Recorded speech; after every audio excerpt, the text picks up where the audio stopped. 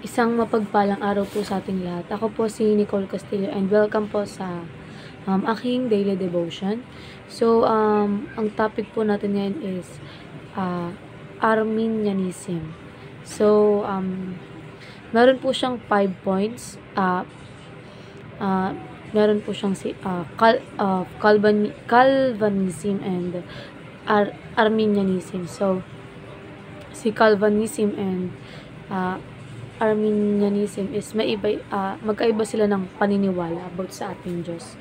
So, ayun nga po sa Ephesians chapter 1, verse 4 to 6. For He chose us in Him before the creation of the world to be holy and blameless in His sight. In love, He predestined us for adoption to sonship through Jesus Christ, accordance with His pleasure and will, to the praise of His glorious grace which He has freely given us in the one He loves. So, ayon po sa ating katuruan, we are responsible while God is sovereign. So, ang sovereign daw po, ang ating Diyos pagdating sa sovereign daw po ang ating Diyos pagdating sa ating kaligtasan. And ibig sabihin, pinili niya tayo and dapat responsable tayo sa ating mga decision po. And pareho po tayong may sovereign free will, dahil meron po nun sa Bible. So, meron tayong karapatan mag-decision. So, ayun po. So, also, we choose God because He first chose us. So, kasi daw po, pinili daw po natin ang Diyos kasi una tayong pinili ng Diyos. Kaya natin pinili ang Diyos kasi Siya ang unang nagmahal sa atin, and kahit ano pa man tayo, kahit makasalanan tayo, pinili pa rin niya tayo. So, kahit gumawa tayo ng mga kasalanan, ay mahal pa rin tayo ng ating Diyos. So, ayun po. And also po, we are eternally saved in Christ. Kahit ano daw pong mangyari is hindi tayo mawawalay sa Diyos. Di mawawala mawawala ang pag-ibig ng Diyos sa atin. And we are eternally saved by Christ and secured in Christ. So,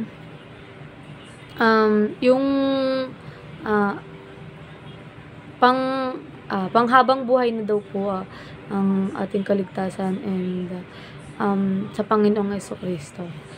And para naman po sa para po ma-apply natin sa sarili natin is put your trust in grace of God in Christ. So, ipakita natin ang pagtitiwala natin sa biyaya ng ating Diyos na ipinapakita niya sa Panginoong Jesucristo. Kumbaga, maging grateful po tayo sa binibigay ng ating Panginoon sa atin. So, also, ponder upon God's love and grace today.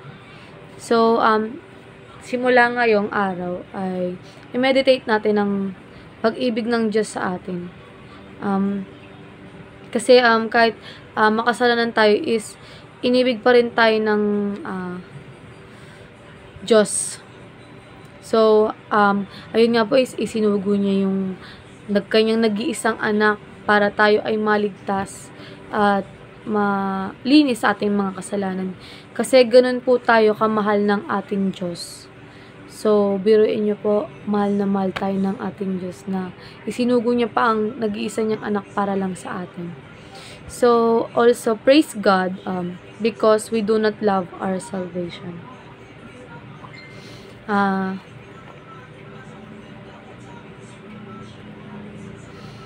So, sambahin at pasalamatan natin ang Panginoong Diyos. Kasi kahit kailan hindi mawawala ang kaligtasan natin. We are forever secure in Christ and eternally safe po. Kagaya po ng sinabi ko po kanina. And also, ipakita po natin sa iba na mahal po natin sila and kung paano tayo minamahal ng ating Diyos. And ayun lamang po, maraming salamat.